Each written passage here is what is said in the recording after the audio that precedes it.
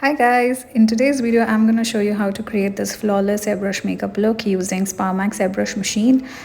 In this video I'll also be reviewing the Kryolan airbrush foundation and the Makeup Forever airbrush foundation. So it's the first time that I've created a full face makeup look with airbrush alone and haven't used any product other than airbrush.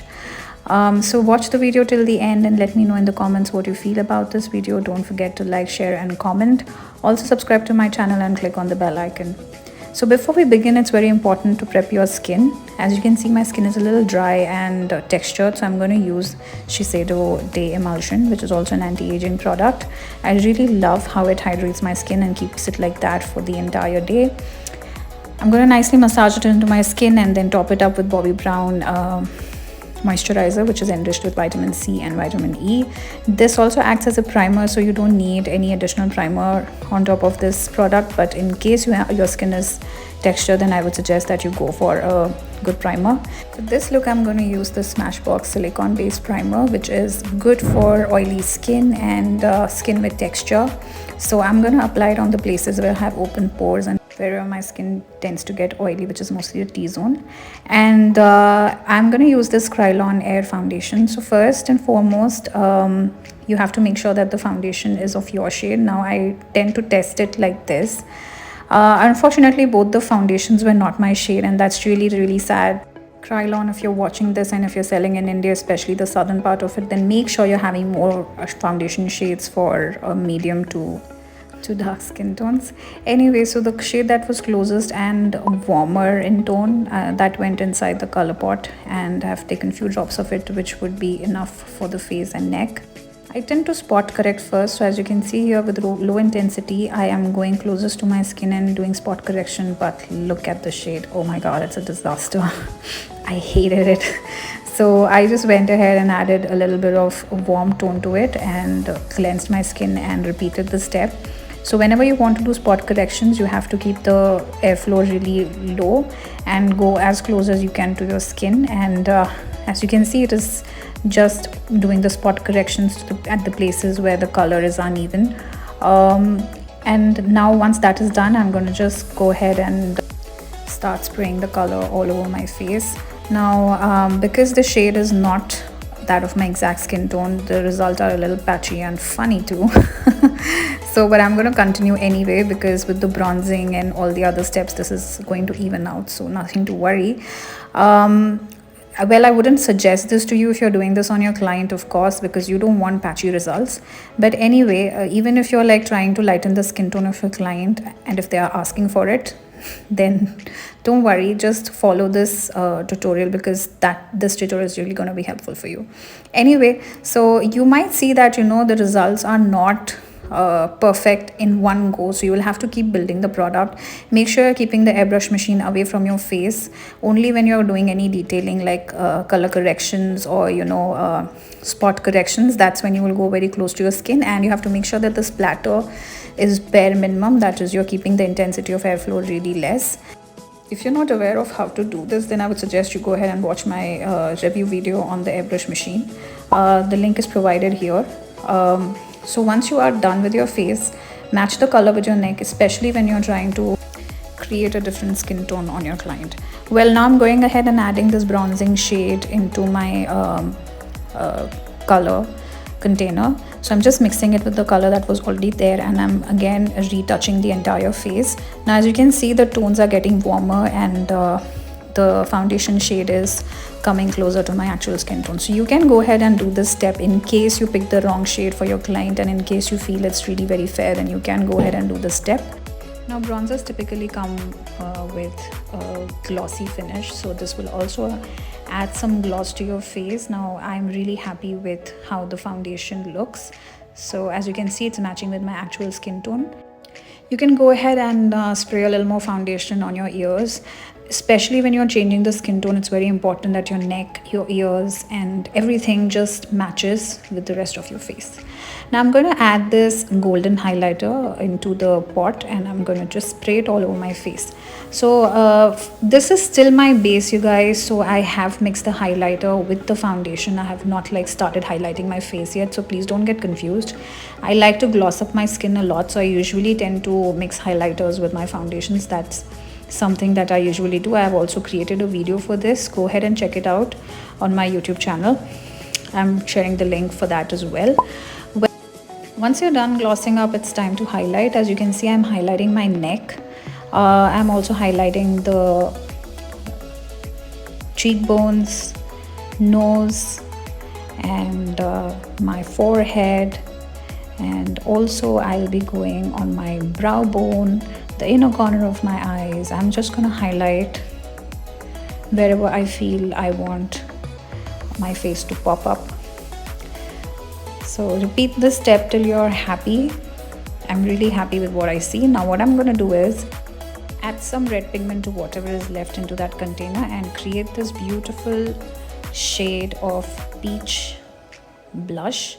It's like a peachy pink shade which looks really amazing on my skin tone. So I'm just going to go ahead and blush my face with this. I'm also going to blush a little on my chin and on my nose. For the eyeshadow, I'm going to remove whatever excess product is there on my eyelids and go straight into the eye makeup with this peach pink shade that I've created. Now I've started with the lash line and I am very close to my eyelid. This is because I want to create that detailing. So I've shown in my previous video how you need to place your airbrush to do any detail work. Now this is exactly what I'm doing over here. So I am trying to fill in the entire eyelid with this shade, and wherever I want more intense color, I'm going to go ahead and redo that part. Now as you can see, the corner of my eyes are always where I need more intense color, so that's what I'm doing here. Again, over here I think you can get a better look. So first I'm going towards the lash line. I'm filling in the shade over there, and then I'm slowly building. As don't just go with huge splatter just at once. Slowly build it, you guys. I don't know how many times I've said this. Building color is always better than, you know, having patchy results. So as you can see, both the eyes are done. So I'm trying something different now. I'm going to fill in my lips also with this airbrush machine. Well, it's pretty simple. You have to go very close to your lip because you want to do some detail work. As you can see here, it looked so flawless and it is so wearable. Like you can wear this an entire day without feeling that you're wearing any sort of lipstick. So it's always better than any lipsticks and lasts really longer. Please make sure that you are using a good lip balm before doing this. I forgot the steps, so it tend to look a little dry. But anyway, don't skip it. You can also top it up with lip gloss if you feel it's too dry. Now what I'm going to do is add few drops of bronzer again and start bronzing my face. Now before bronzing, I have cleansed my color pot. You have to make sure that whenever you're changing the color or whenever you're doing something like bronzing, make sure that your pot is cleansed and you don't have any left out color from the previous step. How to cleanse your pot is again a video that I have provided in my YouTube channel. The link is given below. Go ahead and watch this video. Once I was done with my face contouring, it was time to do my nose, and this was the most difficult part, you guys. You can literally see I'm struggling here because I could not figure out how to like paint my nose. Because I've never used airbrush machine for contouring my nose, this was a little difficult for me, but anyhow, once I figured it out, it looked really very natural and beautiful. And as you can see, I'm moving my face and not moving my hand really. This gave me full control on the machine.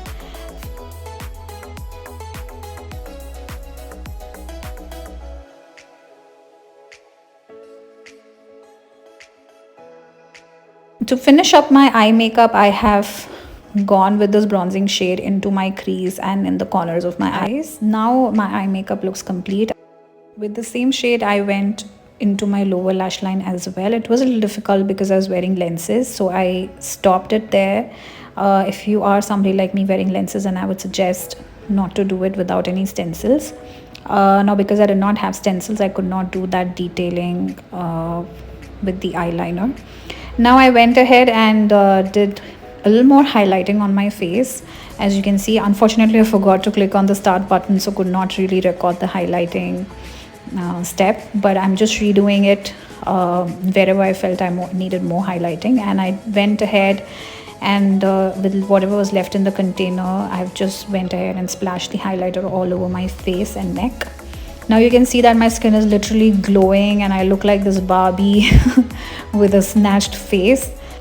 The last step would be to fix your makeup. I'm using Makeup Forever Mist to fix my makeup, and post this I have used the powder foundation from MAC Cosmetics to bake my face. Now baking is a very important step, not just because it locks your foundation, it's also because it redefines your face and makes it look more snatched. As you can see in my left and the right side, the left side looks really snatched, so I'm gonna go ahead and do it on the other side as well. It looks so gorgeous. I mean, once you finish the baking, it completely lifts your face and looks as if you have just gotten your facelifting done. So once that is done, I've also filled in my eyebrows. I could not record that step because we don't have that much time. And now I'm curling my lashes. This is a very important step when you're not filling in or when you're not adding any eyelash extensions. So make sure you curl your lashes and then go ahead and add layers of mascara. Here I'm using Huda Beauty mascara. I really love this mascara because it adds so much dimension and makes my lashes look so long. Now with my lashes, I don't usually need any add-ons or any extensions because I really have very long lashes and thick lashes. So I simply just go ahead and add layers of mascara to define my eyes. As you can see, my eyes look absolutely beautiful and the entire face looks as if I'm not wearing any makeup. And now the foundation is also matching with the rest of my skin. So if you are somebody who works with clients who wants to change the skin tone or wants more fairer or brighter skin tone, then of course you can go ahead and use the technique that I have used today. Also, if you do not find the foundation of your shade, make sure that you are having a bronzer that can balance out the entire look. Speaking of the products, I feel Kryolan foundation is really very lightweight and works well for oily skin. The pigments from Makeup Studio, of course, can be a little more pigmented. I'm not very happy, but it's not that bad as well. I'm overall very happy with the finished look. I will certainly recommend this for professionals. My bridal clients and celebrity clients love Airbrush because the makeup looks really beautiful, just like skin, and lasts for really long. If you love what you see just as much as I do, don't forget to put that in the comment, like on my video and share this video. Also subscribe to my channel and click on the bell icon. See you in my next video.